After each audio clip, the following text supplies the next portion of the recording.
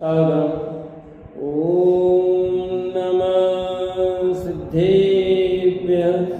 ॐ नमः सिद्धेभ्यः। ॐ नमः सिद्धेभ्यः। ॐ जय जय जय। नमोस्तु नमोस्तु नमोस्तु। नमो अर्यन्ताणं नमो सिद्धाणं नमो ऐर्याणं नमो वज्रायाणं नमो लोये सर्वसावणं।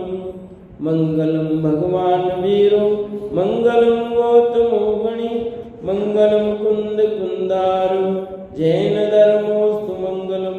सर्वमंगलम मांगल्यम सर्वकल्याणकारकम प्रदानं सर्वधर्माणां जैनं जयतु शासनं जैनं जयतु शासनम्।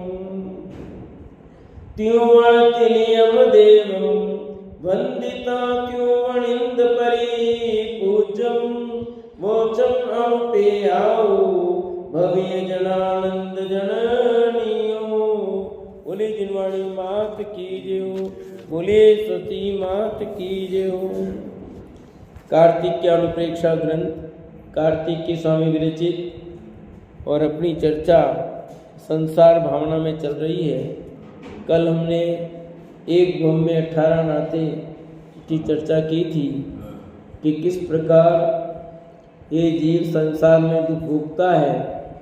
कि देखो एक ही जीव और उसके एक एक से कितने नाते हो जाते हैं, कैसे रिश्ते बनते और बिगड़ते हैं। साथ में किसी की हंसी उड़ाने का फल क्या होता है ये भी यहाँ पर बताया था। अब आगे उसी क्रम में यह संसार भावना की चर्चा आगे बढ़ाते हैं। अब 5 प्रकार के संसार के नाम कहते हैं। हाँ, संसारो पंचवियो दवे खेते तहेव कालेय भवभमणोय चौथो पंचमो भाव संसारो। संसार संसारो पंचवियो संसार परिभ्रमण 5 प्रकार का है। दव्य द्रव्य पुद्गल द्रव्य में गृणत्व जनरूप परिभ्रमण। खत्ते क्षेत्र आकाश के प्रदेशों में स्पर्श करने रूप परिभ्रमण। यह तहेव काले काल के समयों में उत्पन्न होने नष्ट होने रूप परिभ्रमण। भव भमणोय चौथो भव नारकादि भव का ग्रहण तजन रूप परिभ्रमण। पंचमो भाव संसारो भाव अपने कसाई योगों के स्थान रूप जे भेद उनका पलटने रूप परिभ्रमण। इस तरह 5 प्रकार का संसार जानना चाहिए। यानी पंच परावर्तन जो कहे गए हैं उसी को यहाँ 5 प्रकार का संसार का है। द्रव्य क्षेत्र काल भव भाव ये 5 संसार के भेद कहे गए हैं कि किस प्रकार ये जीव संसार में परिभ्रमण करता है। तो अपन ने पढ़ा है सबको द्रव्य क्षेत्र काल भाव भव है ना। तो यहाँ लिखा है द्रव्य पुद्गल द्रव्य में ग्रहण तजन रूप परिभ्रमण। जो लोक में पुद्गल द्रव्य हैं उन पुद्गल परमाणुओं का ग्रहण करना और त्याग करना। यानी कहने का अर्थ है कि लोक में ऐसा कोई पुद्गल परमाणु नहीं है जिसका इस जीव ने ग्रहण न किया हो। एक एक पुद्गल परमाणु का इसने उपभोग किया। मैंने तो ये किया ही नहीं कि नहीं। अरे तेरा इस संसार में कोई ऐसा बाकी ना पुद्गल परमाणु जिसका तेने उपभोग नहीं किया है। भोग नहीं किया हो या उपभोग नहीं किया हो। कि मैंने तो खाया नहीं, क्या नहीं खाया, तेने सब खा लिया हो। ये तो नया आइटम बनाया, नया आइटम बनाया, वो पुद्गल परमाणु को उपभोग किया है तेने। ये शरीर है ये भी पुद्गल परमाणु ही है। इसमें तेजस कारमान शरीर है वो पुद्गल परमाणु है कि नहीं है। और जितना भी ग्रहण कर रहे हो ये कपड़े पुद्गल परमाणु तो हैं। और उसका कैसे भोग वो आगे की गाथाओं बता रहे हैं। द्रव्य का क्या मतलब, क्षेत्र काल भाव वो कैसे कैसे ग्रहण, यानी एक एक परावर्तन में असंख्यात काल व्यतीत हो जाता है। अनंत काल लिखा है एक एक परावर्तन में। तो पंच परावर्तन पूरे करने में इस जीव ने कितना समय व्यतीत कर दिया, सोचो आप। यानी जीव आज का नहीं है, अनादिकाल से है। ये बात इस पंच परावर्तन से भी सिद्ध होती है। जीव आजकल का नहीं है, अनादिकाल से और अनंत काल तक रहेगा। ये पंच परावर्तन से भी सिद्ध होता है, क्योंकि एक एक परावर्तन पूरा करने में कितना समय लग जाता है। क्या यह सब जीवों को करना अनिवार्य है? एक प्रश्न अपने मन में खड़ा हो सकता है कि नहीं, कोई जरूरी नहीं है, आप अपना काम कर लो, चले जाओ, कोई मना थोड़ी, रोक टोक थोड़ी है। जैसे उदाहरण के लिए अपन लें, भरत जी के पुत्रों को लेते हैं, जो प्रसिद्ध अपन ने 50 बार नाम सुना है कि उनके पुत्र 923 कहाँ से निकले थे? एगो से निकले, बीच में एक पर्यावरण धारण की, फिर मनुष्य बने और चले गए। तो कहाँ उन्होंने किए परावर्तन? तो ये जीव नहीं करता है, उस अपेक्षा है। समस्त जीवों की अपेक्षा कथन है, एक जीव की अपेक्षा कथन नहीं है। ये हर जीव को पूरे के पूरे पंच परावर्तन करेगा तभी मुक्त जाएगा, ऐसा नियम नहीं है। पर जीव संसार में भटकता है तो पंच परावर्तन करता है, ये बात कह रहे हैं। मोक्ष जाने के लिए तो ये नियम है कि तू अपने स्वभाव का आश्रय ले। मोक्ष जाने के लिए पंच परावर्तन करने का नियम नहीं है। संसार में भटकने के लिए पंच परावर्तन है, क्योंकि संसार के भेद बताए 5। यहाँ किसके भेद बताए? ये संसार के 5 भेद बताए, मोक्ष के नहीं। ये तो मोक्ष के बाधक तत्व हैं समझ लो। और ये बाधक थोड़ी है, तेरा मिथ्या परिणाम बाधक है। ये तो कहने की बात है, तेरे मिथ्या परिणाम से तुझे ये 5 प्रकार का संसार भोगना पड़ता है, ये बता रहे हैं। तो तुझे ये द्रव्य परावर्तन, क्षेत्र परावर्तन, काल परावर्तन, भव परावर्तन, भाव परावर्तन करना है तो कर। और तेरी समझ में आ गया हो कि अब मुझे परावर्तन नहीं करना है, अब तो मुझे संसार समुद्र से पार उतरना है, तो हमें अपने स्वभाव का आश्रय लेना चाहिए। स्वभाव का आश्रय लिए बिना कोई जीव मुक्ति मार्ग को प्राप्त नहीं हुआ भैया। बहुत महत्वपूर्ण कार्य है ये। इसके बगैर आपका पंच परावर्तन नहीं रुक सकता। पंच परावर्तन तभी रुकता है, नहीं तो पंच परावर्तन चलता रहेगा, चलता रहेगा, चलता रहेगा। अनंतो काल व्यतीत हो गया और बीत जाएगा, पता नहीं लगेगा। क्षेत्र परावर्तन में का आकाश के प्रदेशों में स्पर्श करने रूप परिभ्रमण, यानी लोकाकाश में ही जीव रहता है, अलोकाकाश में तो जीव रहता ही नहीं है। इसलिए लोकाकाश में असंख्यात प्रदेश हैं, तो एक एक प्रदेश पर इसका जन्म हुआ। लोकाकाश का कोई एक प्रदेश बाकी नहीं जहाँ पर जीव का जन्म न हुआ हो। और कैसे क्रम है वो आगे बताएंगे, नहीं तो बाकी के बीच में गिनती में ही नहीं है।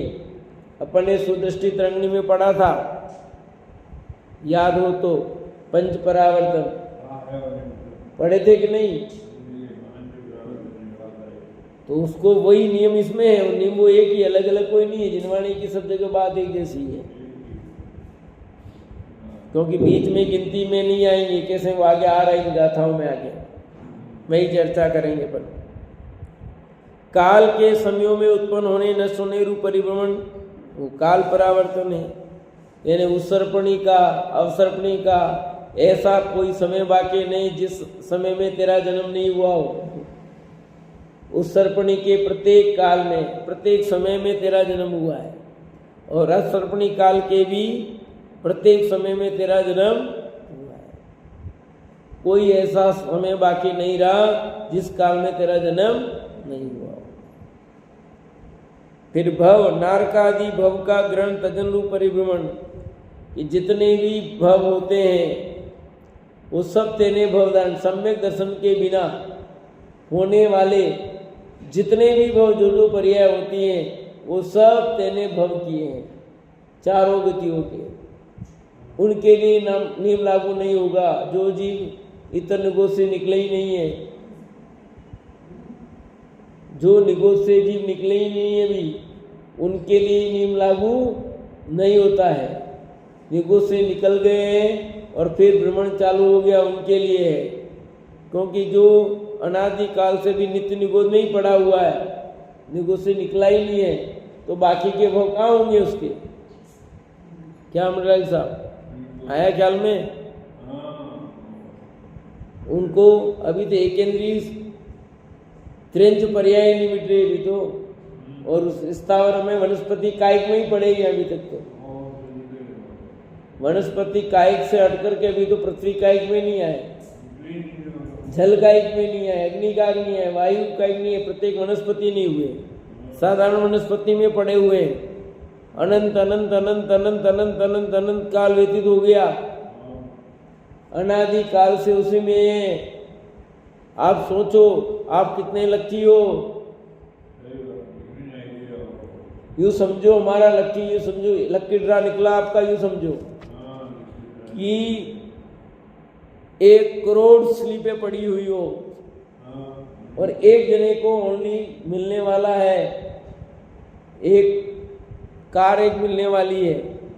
1 करोड़ लोगों ने ड्रा डाला है, स्लिप भरी है, उसमें से किसी एक को कार मिलेगी और उसमें आपका नंबर आ जाए तो आप लक्की हो कि नहीं बोलो? एक ही कार मिलनी है जने को। तो ऐसे समझो अनंता अनंता अनंता अनंता अनंता अनंता अनंता अनंत जीवों में से, उसमें से निकल करके, नित्य निगोद से निकल करके तुम आ गए और फिर मनुष्य पर्याय में आ गए, तो कितने लक्की हो ये समझना चाहिए आपको। ये लक्की ड्रा आपका खुला है कि नहीं? यानी तुम आप कितने लक्की हो ये समझना चाहिए। क्योंकि 1-2 जीव में तो करोड़ बोला है, तो ये तो अनंता अनंता अनंता अनंता अनंता अनंता अनंता अनंता अनंत जीव राशि जो है, अक्षय अनंत जीव राशि है। उस जीव में से तुम निकल करके और फिर पंचम गति, अरे मनुष्य पर्याय, पंचेंद्रिय प्राप्त हो गई, पंचेंद्रिय में संगी बन गए, मनुष्य बन गए, जैन। तो कितना लक्की ड्रा निकला तुम्हारे नाम का। तो इसकी कीमत समझनी चाहिए। आप बोलते इतने सारे मनुष्य, इतने सारे मनुष्य, पर कुछ नहीं है गिनती। अनंत अनंत जीव राशि में 29 अंक प्रमाण मनुष्य है पूरे विश्व में, यानी 2.5 द्वीप में। 2.5 द्वीप में मात्र कितने मनुष्य?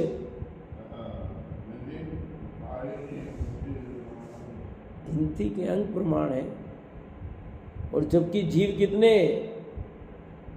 जिनागम में आया कि अभी तक तो एक सुई की नोक खाली नहीं हुई है। एक सुई की नोक आप आलू में डालो, उस सुई की नोक में असंख्या शरीर, और एक शरीर में अक्षय अनंत जीव है। उतने जीव मोक्ष नहीं गए अभी तक, तो सिद्ध बन गए अनंत जीव अनंत, तो भी अभी तक वो खाली नहीं हुआ। अनंत काल बाद भी खाली नहीं होगा वो, खाली इतना सा भाग। तो वहां तो निगोद का जगह कितनी है, पूरा विश्व भरा हुआ है, फिर क्या होगा सोचो।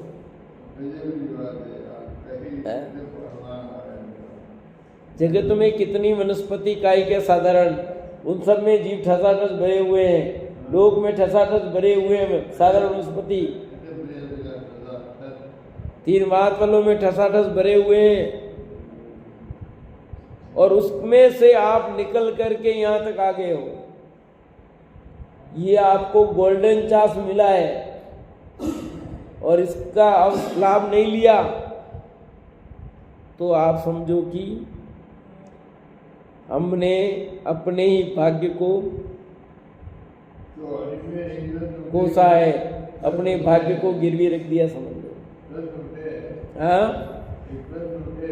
बोलो।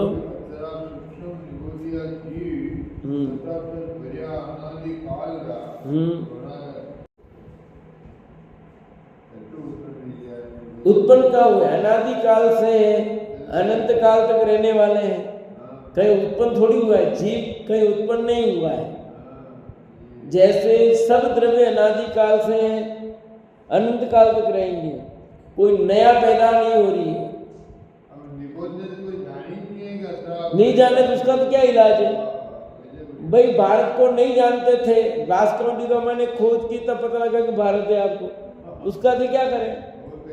अरे बहुत देश है जिसकी खबर नहीं है, आपको क्या करें? नहीं है वो। आप कितने देशों को जानते हो, कितने नाम जानते हो? चलो मैं आपसे पूछता हूँ।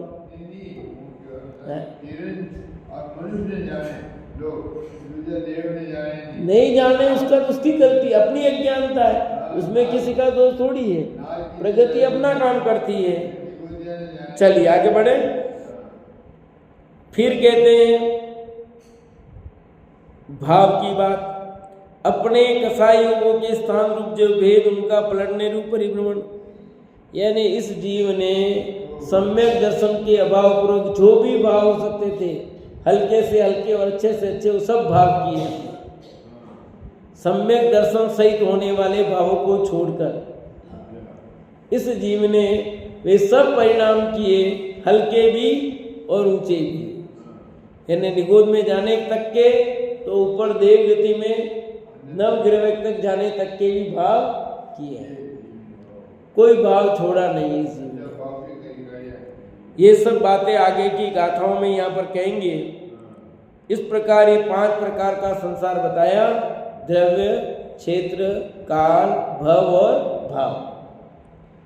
अब इनका एक का स्वरूप कहते हैं। द्रव्य परिवर्तन क्या है, थोड़ी थोड़ी चर्चा भी अपन ने कर दी। अब यहाँ गाथाओं में आचार्य देव क्या कहते हैं देखिए। बंददी मुंचदी जीवो पड़ी समयम कम पुगला विविया नो कम पुगलाविय मिच्छत कसाय संजुतो।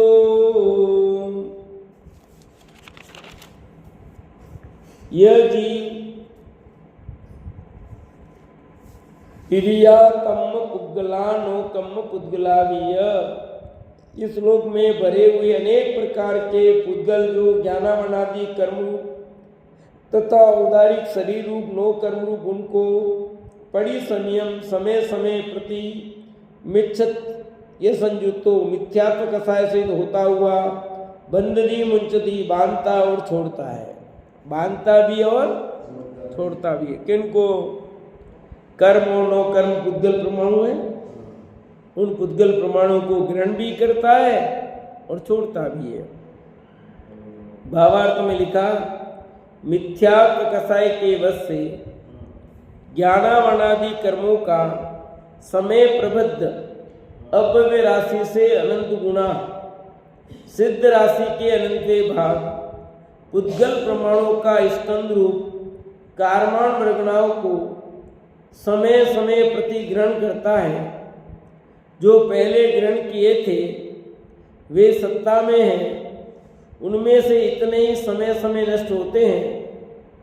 वैसे ही औदारिक शरीरों का समय प्रबद्ध का अर्थ है एक समय में जितने कर्म प्रमाणु और 9 कर्म प्रमाणु बंधे उन सबको कहते हैं समय प्रबद्ध। आया समझ में? फिर और बताते, एक बार पढ़ लेते पूरा। समय प्रबद्ध शरीर ग्रहण के समय से लगाकर आयु की स्थिति पर्यंत ग्रहण करता है व छोड़ता है। इस तरह अनादि काल से लेकर अनंत बार ग्रहण करना और छोड़ना होता है। वह एक परिवर्तन के प्रारंभ में प्रथम समय के समय प्रबद्ध में जितने जितने पुद्गल प्रमाणु जैसे स्कंद रुक्ष वर्ण गंध रूप रस तीव्र मंद मध्य भाव से कियो उतने ही वैसे ही कोई समय में फिर से ग्रहण करने में आवे, तब एक कर्म परावर्तन तथा नो कर्म परावर्तन होता है। मध्य में अनंत बार और भांति के परमाणु ग्रहण होते हैं, वे नहीं गिने जाते हैं। वैसे के वैसे फिर से ग्रहण करने को अनंत काल बीत जाए, उसको एक द्रव्य परावर्तन कहते हैं। इस तरह के इस जीव ने इस लोक में अनंत परावर्तन किए हैं। कुछ पल्ले पड़ा भाभी जी? सरोज जी को समझ में आया? अब देखो यहाँ कह रहे हैं, पहला तो कारण बताया कि जीव इन कर्म पुद्गल प्रमाणों को ग्रहण किस कारण करता है। तो क्या यहाँ मिथ्यात्व कसाय के वश से, किसके वश से? ये जीव कसाय करता है तो कसाय योग से बंद होता है। कसाय और योग नहीं हो तो बंद नहीं होगा। कसाय और योग से बंद और आश्रय हो रहा है ना। तो यहाँ कह रहे हैं कि मिथ्यात्व कसाय के वश से ज्ञानावरणादि कर्मों का समय प्रबद्ध, समय प्रबद्ध का मतलब क्या कहा? एक समय में जीव जितने कारणावरणादि कर्म पुद्गल प्रमाणों को ग्रहण करता है। हाँ, एक समय में जितने भी कर्म परमाणु और नो कर्म परमाणु दोनों लेना, ज्ञानावरणादि कर्म परमाणु और नो कर्म, इन जितने भी एक समय में एक साथ जो ग्रहण करता है वो कहलाते हैं समय प्रबद्ध। समय प्रबद्ध का समझ में आ गया सबको? बोलो तुम समझ में आया?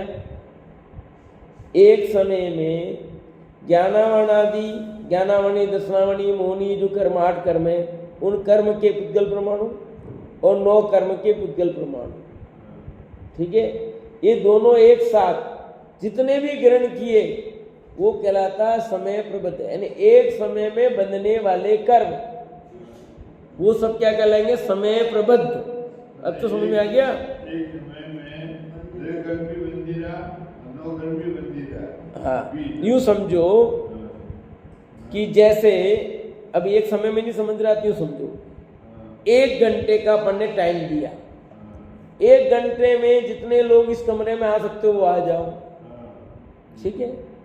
तो 1 घंटे में 50 लोग इस कमरे में आ गए, तो 1 घंटे के हुए ना 50 लोग। अब दूसरा घंटा लगाया, दूसरे घंटे में जितने भी इसमें आ जाओ, तो उसमें जितने आए वो कहलाएंगे। ऐसे एक समय में, 1 सेकंड नहीं, सबसे छोटा वाला समय होता है, वो एक समय में जितने कर्म परमाणु बनते हैं हमारे, और या 9 कर्म पुद्गल परमाणु, वो जो बन रहे हैं ना पूरे एक साथ जितने भी, वो उसका नाम दिया है समय प्रबद्ध। एक समय में बंधने वाले कर्म पुद्गल परमाणु वो कहलाते हैं समय प्रबद्ध। आ गया? तो कहते हैं कर्मों का समय प्रबद्ध अभव्य राशि से अनंत गुना। कैसे बनते हैं वो? कि जितनी अभव्य राशि है, अभव्य राशि भी कोई संख्या असंख्यात है, अभव्य जीव भी कोई यूं तो बहुत कम है, पर सामान्य दृष्टि से देखें तो अभव्य जीव भी असंख्यात है, असंख्यात अभव्य जीव है। तो अभव्य जीवों से अनंत गुना, परंतु सिद्ध राशि के अनंत भाग। अनंत जीव सिद्ध चले गए, अनादिकाल से सिद्ध जा रहे, बन रहे 6 महीने 8 समय में 608 जीव लोग जा रहे, तो अनंत अनंत अनंत अनंत अनंत सिद्ध हो गए। तो ऐसे अनंत सिद्धों के अनंत भाग, इधर तो अनंत गुना कह रहे हैं, इधर अनंत भाग कह रहे हैं, यानी कि अभव्य जीव कम है और सिद्ध कई गुना ज्यादा है। एक तो बात इससे ये निकली, पर अभी यहाँ ये नहीं समझाना है। यहाँ तो ये समझा रहे हैं कि अभव्य राशि से अनंत गुना और सिद्ध राशि के अनंत भाग पुद्गल प्रमाणों का स्कंद रूप कारमान वर्गणाओं को समय समय प्रति ग्रहण करता है। कितने पुद्गल प्रमाणों को समय समय ग्रहण करेगा? एक साथ। तो जितने अभव्य जीव है उससे तो अनंत गुना करेगा, और सिद्ध भगवान की अपेक्षा बात करें तो उसके अनंत भाग करेगा। इतने पुद्गल प्रमाणों को एक साथ एक बार में ग्रहण कर सकता है। यानी कोई जीव एक साथ कितने पुद्गल प्रमाणों को ग्रहण कर सकता है एक बार में? तो अनंत पुद्गल परमाणु तो हो ही गए ना, क्योंकि अभव्य जीव से अनंत गुना का है और सिद्ध भगवान से अनंत विभाग का है। तो एक समय में जीव कितने पुद्गल प्रमाणों को ग्रहण कर लेता है। अभी आगे की बात समझनी है। अभी पहले इतनी बात समझ में आ गई आपको कि एक बार में जीव कितने पुद्गल प्रमाणों को ग्रहण करता है।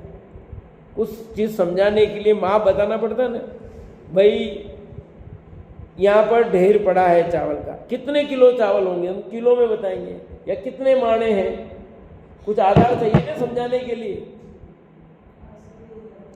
तो एक माप बताया यहाँ पर, समझाएंगी भाई ये 25 किलो चावल होंगे, एक कट्टा चावल है, हाँ, या 4 माणे चावल है, 10 माणे चावल, कुछ माप बताया ना।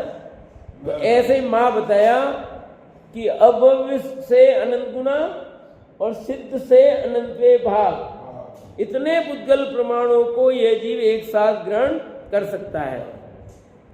जो पहले ग्रहण किए थे वे सत्ता में है, उसके पहले जो ग्रहण किए वो सत्ता में है, उनमें से इतने ही समय समय नष्ट होते हैं वापस।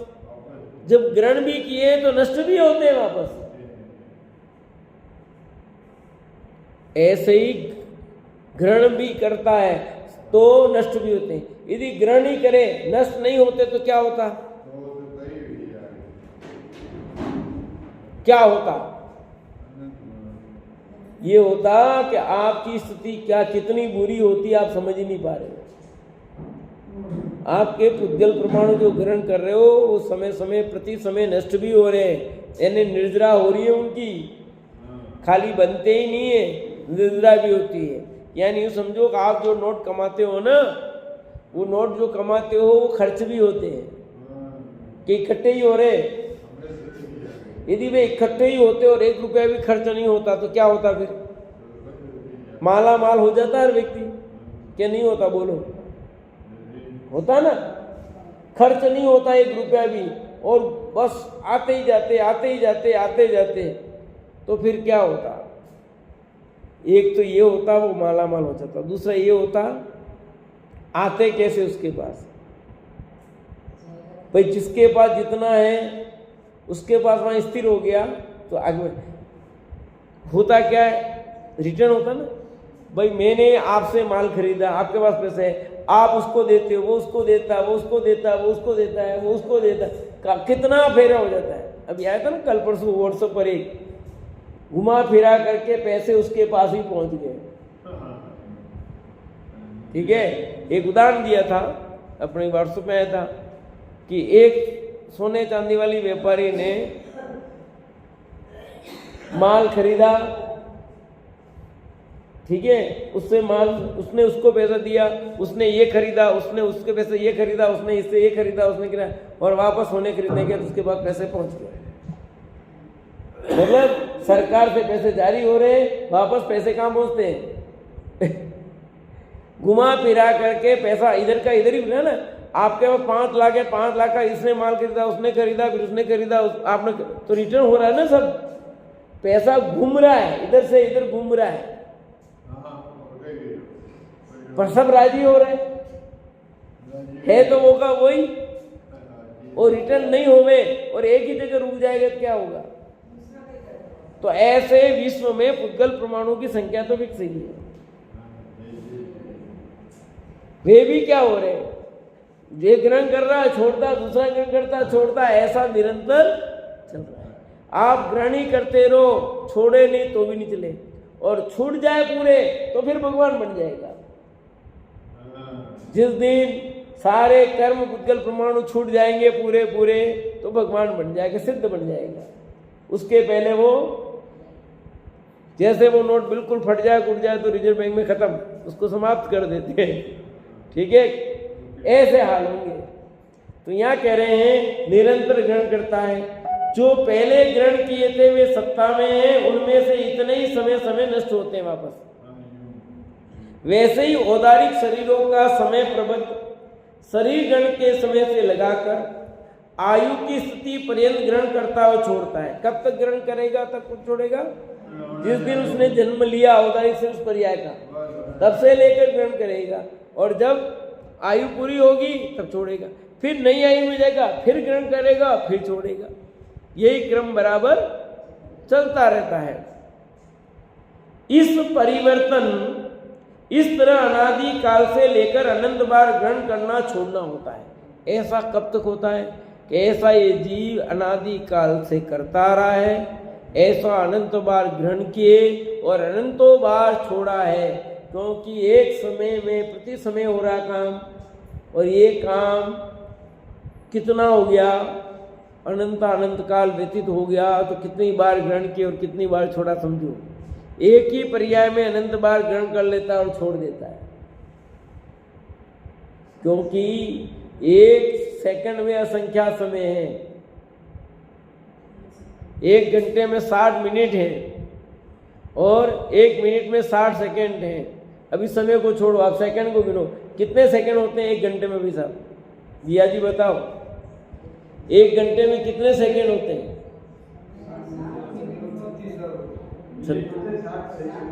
एक घंटे में 60 सेकंड है, 60 मिनट है,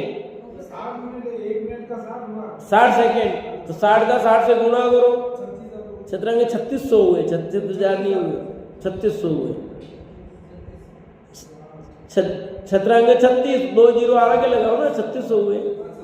3600 सेकंड एक घंटे में हुए, तो आपको कितने घंटे हो गए अभी?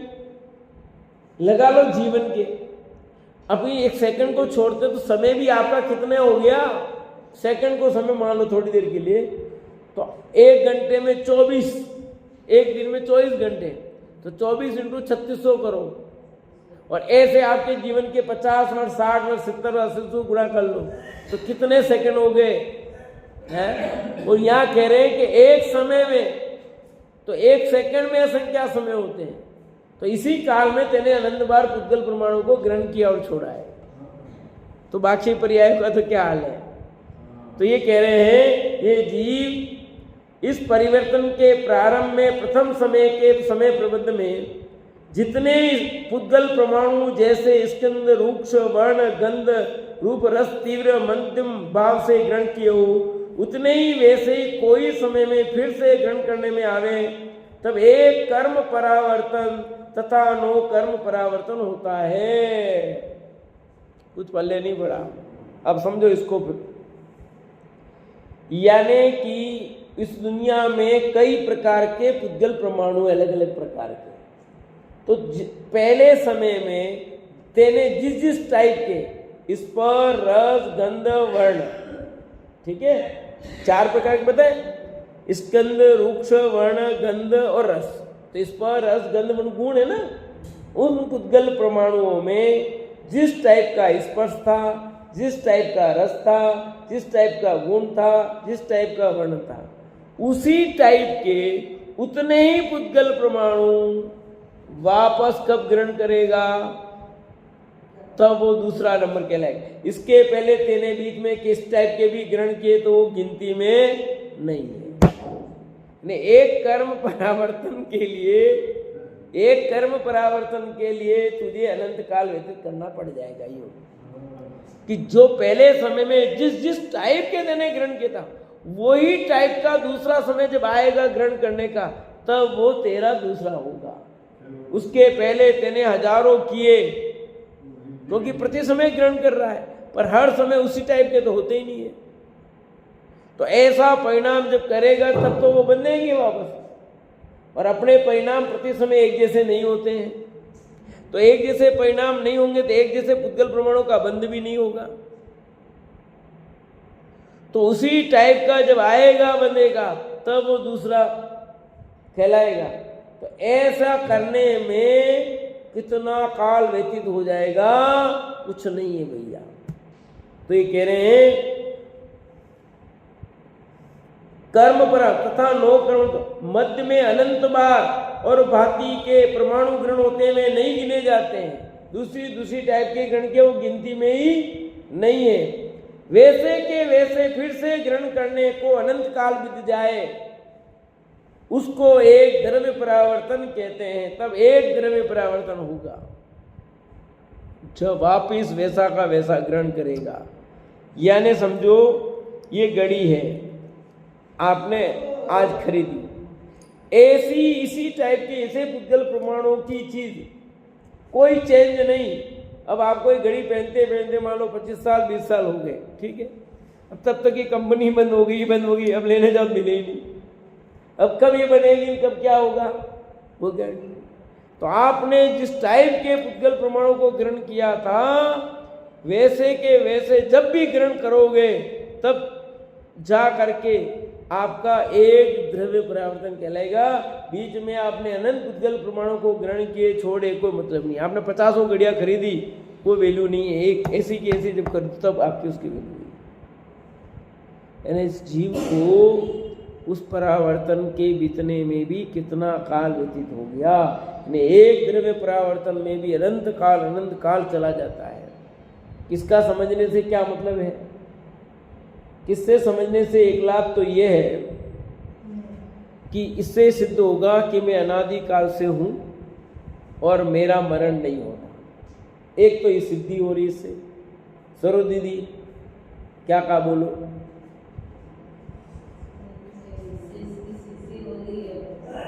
एक तो तुझे ये भ्रम हो गया मैं मर जाऊंगा, मैं मर जाता हूं, मैं जाऊं, तो ये भ्रम तेरा निकल जाएगा कि जीव नहीं मरता भैया, क्योंकि उसी को ग्रहण करना है, वो मर जाएगा, ग्रहण कब करेगा, खत्म ही हो जाएगा सदा। तो जीव समाप्त नहीं होता, जीव की पर्याय चेंज होती है, ये बात सत्य है।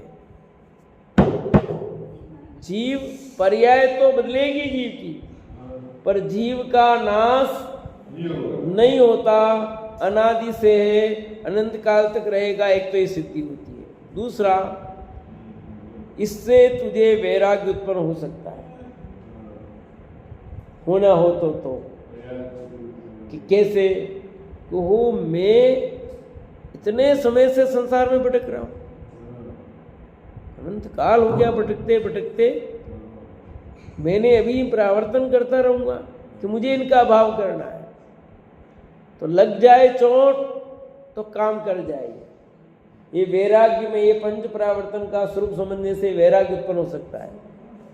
जीव मुक्ति के मार्ग में लगने में निमित्त बन सकता है इस रूप। मेरे पास पूरी पंच परावर्तन की किताब भी है, मैंने डायरी में नोट कर रखा, मैंने लिखा था, वो किताब बाद में छपी है। किशन जी अलवर वाले थे, उन्होंने बहुत पंच परावर्तन बहुत अच्छा पूरा कलेक्शन किया अनेक ग्रंथों के आधार से। तो उस समय किताब तो मैंने उनकी डायरी से सारा पूरा वहाँ अलवर में पूरा नोट किया, मेरे हाथ से लिखा हुआ, वो डायरी भी है, कल ही मैंने जमाई है वो पूरी। और वो बाद में किताब छपी, कई वर्षों बाद छपी है, तो किताब भी है, यहाँ कहीं हो तो ठीक पता नहीं, पर आपको पढ़ना हो किसी को तो मेरी कॉपी में नोट है, आप लेके पढ़ सकते हो। बहुत अच्छा वर्णन है पंच परावर्तन का, कैसे कैसे क्या होता है। एकदम तो समझ में नहीं आएगा, पर इसको हमको समझने में भी उपयोग लगा रहा, उपयोग स्थित। एक तो दूसरा ये फायदा है, कसाई की मनता भी होती है इससे। क्यों? उपयोग स्थिर करोगे तब ये बात समझ में आएगी, उपयोग स्थिर नहीं होगा तो बात समझ में नहीं आएगी। तो पाप से बचोगे, पुण्य का बंध विशेष होगा, यानी कितने फायदे होंगे पंच परावर्तन का स्वरूप समझने से आपको। तो यहाँ इस प्रकार कह रहे हैं कि वैसे के वैसे फिर से ग्रहण करने को अनंत काल बीत जाए, उसको एक द्रव्य परावर्तन कहते हैं। इस तरह के इस जीव ने इस लोक में अनंत परावर्तन किए हैं। क्या कि एक द्रव्य परावर्तन में अनंत का, पर ऐसे द्रव्य परावर्तन इस जीव ने कितने किए? अनंत किए हैं। तो कितना पुराना जीव है समझो। पुराना क्या, इसका प्रारंभ ही नहीं है, अनादि का जीव है, सिद्ध होता है भैया कि मैं अनादि से हूं और अनंत काल तक रहूंगा। ये सिद्धि मेरी इससे होती है भैया। चाहे किसी भी दशा में रहा हो, किसी भी पर्याय में रहा हूं, पर मैं कभी भी खराब नहीं हुआ, यानी मेरा नाश नहीं हुआ, मेरे अंदर कुछ बिगाड़ हुआ नहीं। जैसे सोना कीचड़ में डाल दो, कल आया था ना छठालय की क्लास में, कौन थे? आप ही थे बस, और तो बाकी कोई आते नहीं, इसलिए क्या बता। उसमें लिखा कादे में हेम अमल है, कि छड़ल में है ना कादे में कि जैसे सोना किचन में भी पड़ा है तो भी कैसे रहता वो। वहां तो ये बताया कि जैसे सम्यक दृष्टि घर में भी रहता है तो भी वह उससे भिन्न रहता है। जैसे सोना किचन में भी पड़ा है तो वो भिन्न नहीं है किचन से, किचन उसका कोई नुकसान नहीं कर सकती।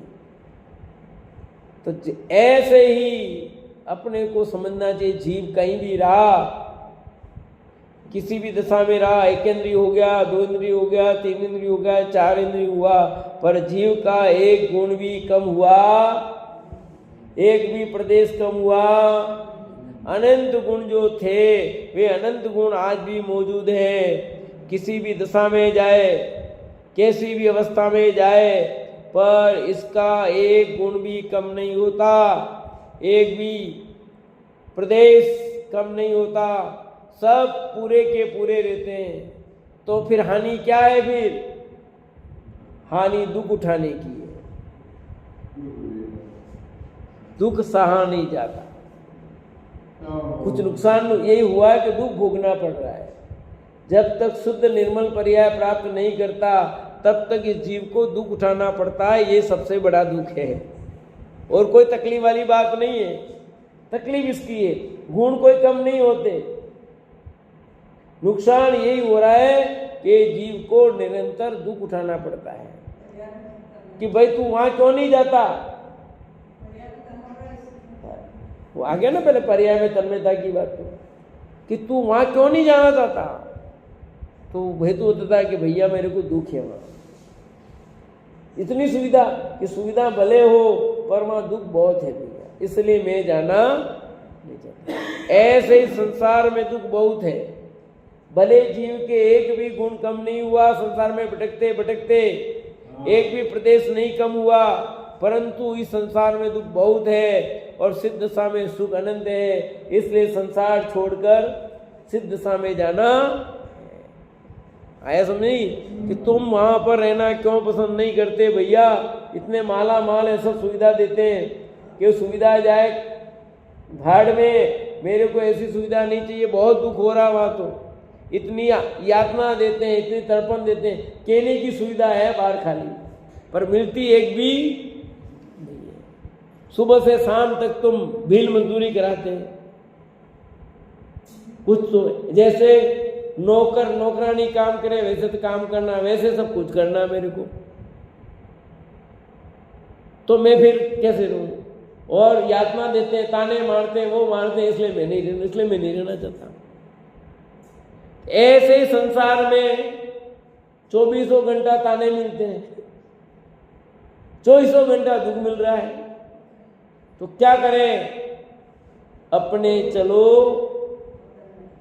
वतन में, वहां सुख में, सुख वही है, बाकी सुख मिलने वाला नहीं है।